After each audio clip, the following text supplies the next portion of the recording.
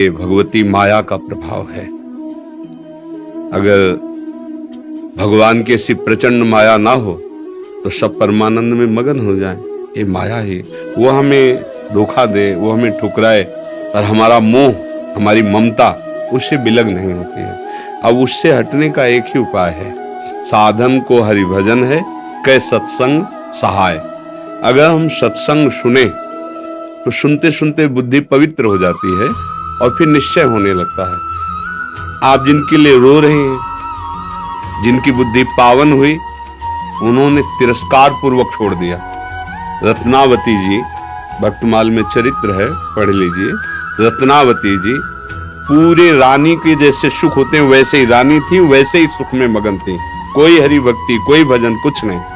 और राजा भी अत्यंत प्यार करते थे। पर दासी वो वृंदावन आती थी और संतों का संग करती थी, सत्संग, तो उसके हृदय में गोविंद के चरणों में प्रीति उत्पन्न हो गई। वो रानी के कभी पैर दबा रही होती तो एकदम बोल पड़ती, हा कुंज बिहारी, हा गोविंद। तो रानी सावधान होकर देखती, तू रहती तो मेरे संग है, मेरी निजी दासी, अंग सेवी, ये कौन है कुंज बिहारी, कौन है गोविंद, किससे तू प्यार करती है, आज तक मुझे नहीं बताया। हमारे यहाँ की दासियां तो आजीवन समर्पित अंग सेवी होती हैं, ये क्या? तो मुस्कुरा दे, बोली महारानी आप अन्यथा मत समझना, ये कोई व्यक्ति नहीं हम जिससे प्यार करते हैं। नहीं नहीं, तू पूरी बात बता दो, मत सुनो, मत सुनो, नहीं किसी काम के नहीं रह जाओगे। और रो पड़े। भगवान का जो प्यार होता है ना हृदय में, वो अलग कोटि का होता है। वो बस मत पूछो, आप मत पूछो। अब तो और आकर्षित हुई, नहीं नहीं आप बताओ ना।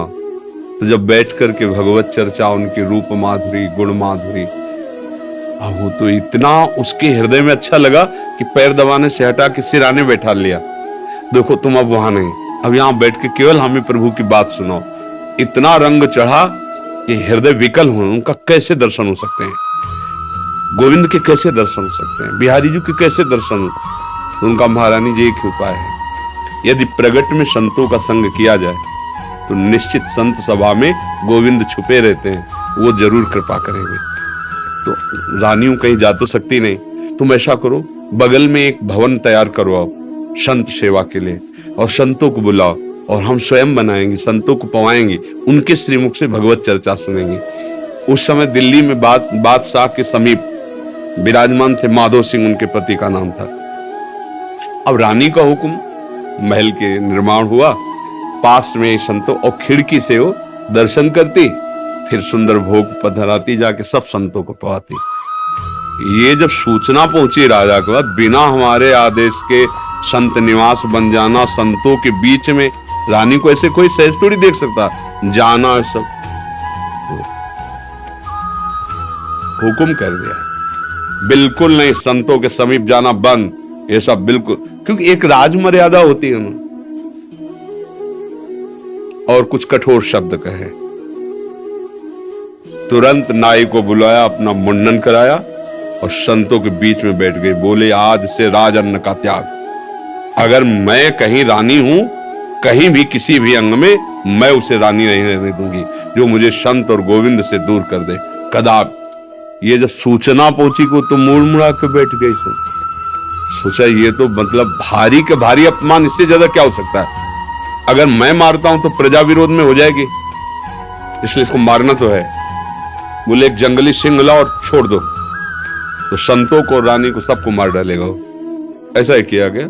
सैनिकों ने जैसे चारा रख के, बकरा आदि रख करके पिंजड़े में सिंह को बंद करके लाए और दरवाजे पे को, वही दासी जो उनकी गुरु थी, वो आरती की सामान दे रही थी और पूजन की थाल लेकर वो ठाकुर जी का श्रृंगार कर, दासी ने कहा महारानी सिंह, जो ही पिंजरा से खोला गया तो ऐसे मुड़ी, उनका सिंह नहीं नरसिंह, भगवान पधारे, थाल लेके, सिंह ऐसे जैसे कोई गाय ना, सीधी गाय हो, ऐसे तिलक लगाया, आरती की, प्रणाम किया, ऐसे सब देखते रह गए। फिर लौटा सिंह को मारी छलांग, तो जो ऊपर बालकनियों में खड़े देख रहे थे ना मानसिंह के आदमी, फाड़ के फेंक दिया और गुर्राता हुआ भाग गया।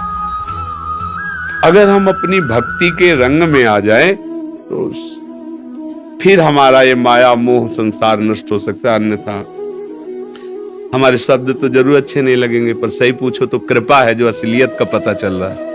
यहाँ कोई किसी से प्यार नहीं करता।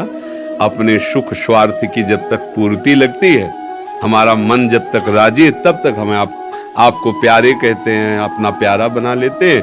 और जब हमारा मन कहीं और राजी हो गया तो आपकी तरफ देखते नहीं। संसार का स्वरूप, पर मेरे प्रभु का ऐसा स्वरूप नहीं है। सबरी मैया कोई ऐसा थोड़े बहुत रूप ऊंचे कुल की, ऐसा नहीं था।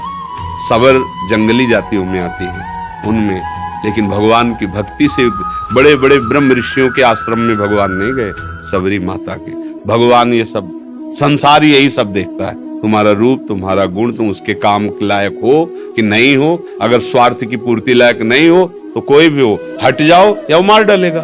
संसार का स्वरूप है, कोई न कोई नाटक करके तुम्हें नष्ट कर देगा संसार। लेकिन हमारे भगवान कैसे भी नीच, पतित, अवगुणी, कुरूप, बिल्कुल मूर्ख कैसा भी हो, भगवान उसे अपनी गोद में ले लेते हैं। तो एक ही उपाय है, भगवान के चरणों का आश्रय लेना, वही परम पति हैं। देखो मीरा जी ठसक से कहती, मेरे तो गिरधर गोपाल दूसरा न कोई। और ये कभी धोखेबाज नहीं है, कभी धोखा नहीं। हम सही कहते हैं। अगर हमें जैसे बचपन से लगे रहे ना, हमें बात समझ में नहीं आती ना, तो हमें जरूर माइक से कहते हैं कि भाई देखो, भक्ति करना ठीक है, पुण्य है, मंगल है, लेकिन हम अपनी छाती की बात कहते हैं। अभी तक कमी हमारी और कृपा उनकी डुबो रही है। बस अगर कहीं कमी है तो हमारी कमी है, उनकी तरफ से कृपा ही कृपा, दुलार ही दुलार है। ये सच्ची मान लो। अगर कोई प्यार करने वाला है तो प्रभु है। आप कहोगे दिखाई नहीं देते हैं, आपने अपने को देखा है क्या? अगर प्रभु से देखने पर ही प्यार करते हो तो आप अपने से प्यार करते हो ना।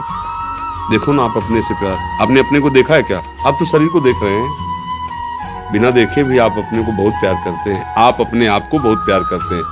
अगर ये पता चल जाए कि हाँ कैंसर हो रहा है और आपको क्षति पहुंच जाएगी तो आप यहां से कटवा देंगे। अपने आप से ज्यादा प्यार आप किसी को नहीं करते, टांग कटवा देंगे आप। अगर ऐसा लग जाए कि अपने को बहुत अशांति, जीना मुश्किल है, आप क्या करेंगे, कैसे मुंह दिखाएंगे, तो आप जहर खा लेंगे, फांसी पे चढ़ जाएंगे। मतलब समझिए, पर आपने अपने को देखा नहीं, जाना नहीं, फिर भी आप बहुत प्यार करते हैं। जो कुछ भी प्यार करते हैं अपने लिए करते हैं। अपने आप से बढ़कर आप किसी से प्यार नहीं करते। पर आपने अपने आप को नहीं जाना तो फिर तुम उन्हीं के अंश हो। जब तुम अपने को नहीं जान पाए तो जैसे अनजाने में आप अपने से प्यार करते हो, ऐसे ही शुरू कर दो प्यार प्रभु से, और उनके तुम हो, वो सामने आ जाएंगे पक्का। ऐसा नहीं है तो अब विमान से उतरते हैं, दोस्त की तरह मिलते हैं भगवान। पर बस यही है कि जैसे आप कहो कि अब राष्ट्रपति से हाथ मिला के आ रहे, प्रधानमंत्री से हाथ मिला, तो गांव का आदमी से प्रधानमंत्री से तुम कैसे मिल सकते? क्यों नहीं मिल सकते? भारत के नागरिक है, हम अधिकार पुष्ट करें अपना, और जरूरत दिखाएं तो हमें मिला दिया जाएगा। ऐसे हम अधिकार पुष्ट करें और चाहत हमारी प्रबल हो तो हमें भगवान मिल जाएंगे। वहां तो किसी की सिफारिश की जरूरत नहीं, खुद हमारे हृदय की बात सुन रहे। एकमात्र भगवान के चरणों से ही हमें शांति मिलेगी, वही हमारे हैं। दूसरा तो सब छल हो रहा है, माया का पर्दा पहन करके हमारे साथ छल किया जा रहा है, हमारे समय को नष्ट किया जा रहा है। सत्य बात है, न हम स्त्री है न पुरुष है, हम भगवान के अंश हैं, और उनका भजन करके उन्हीं को प्राप्त हो जाए, यही हमारे जीवन का लक्ष्य है। हम तो बड़ी कृपा मानते हैं जब प्रतिकूलता मिलती, कोई अपना नहीं होता ना, तब कृपा समझ में आती कि बहुत कृपा है। नहीं तो इस मोह जाल में फंसकर पूरी जिंदगी बर्बाद हो जाती है। अब सावधान हो जाओ, अब निकल जाओ। पर इधर का रास्ता चलना थोड़ा कठिन है, इसलिए कुछ भी हो जाए फिर इधर नया चुन लेते हैं, नया मित्र चुन लेते हैं, नया घर चुन लेते हैं, नया वर चुन लेते हैं। बस इधर ही वो खोज शुरू की है ना अनंत जन्मों से। वो ये नहीं समझ पा रहा कि अंदर बैठा है, कह रहा लौट आओ, हमसे मिल लो। पर हम लोग बाहरी खोज कर रहे हैं और अंदर ही बैठा है। घर के अंदर प्रीतम बैठा हमारा इंतजार कर रहा है, हम दरवाजे के बाहर भटक रहे हैं, उसको खोज उसी को रहे हैं। जो सुख है, जो शांति है, जो आनंद है, वो प्रभु ही है, उन्हीं के लिए हम खोज रहे हैं। पर उनको ना मानकर, ना जानकर, अन्य रूप अन्य भावों में, इसीलिए हमें शांति नहीं मिल रही। मुझे लगता है नाम जप करो, सत्संग सुनो और प्रभु को अपना मानो, फिर वो जैसे जीवन निर्वाह करवाएं उनके ऊपर छोड़ दो। वो चाहेंगे पति रूप में मिल जाएंगे, मित्र रूप में मिल जाएंगे, वो जो चाहे जैसे चाहे, पर अपना जीवन का भार उनको दे दे। ये संसार कपटी और छलिया है, यहाँ कपट और छल ही मिलता है।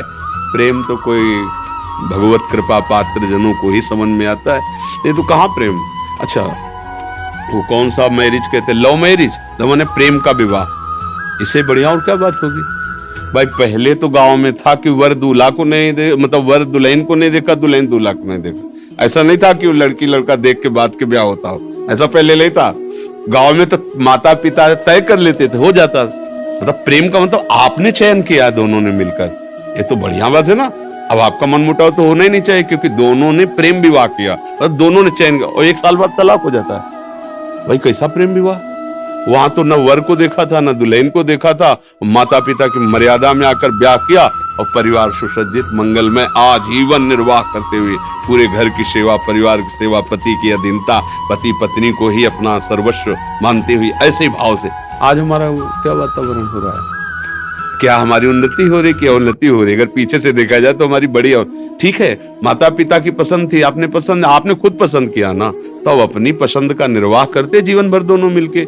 ये क्या बीच में, ये क्या, ये प्रेम विवाह है। अरे एक बार प्रेम कर ले तो फिर जैसा है हमारा है, जैसी है हमारी, आजीवन उनका निर्वाह करे, ये भगवान की भावना से पुष्ट होकर चले। ये क्या दलित दुरा है कि आज इससे कल उससे, फिर ये तो पशु वाली चेष्टा हुई। यह मनुष्य वाली चेष्टा, धर्म वाली चेष्टा, प्रेम वाली चेष्टा थोड़ी। प्रेम का है कि भगवान ने एक बार विधान बना दिया गृहस्थी में, हम उसी विधान में संतुष्ट रहकर धर्मपूर्वक। पर न सत्संग है, न शास्त्र स्वाध्याय है, न भजन है, तो ये बातें सब लिखी है, दिमाग में नहीं आ सकती। हम ऐसे आचरण नहीं कर सकते। तो भगवान की कृपा से यदि आपको सत्संग समझ में आ जाए तो भगवान का आश्रय लो, वही मंगल करता है।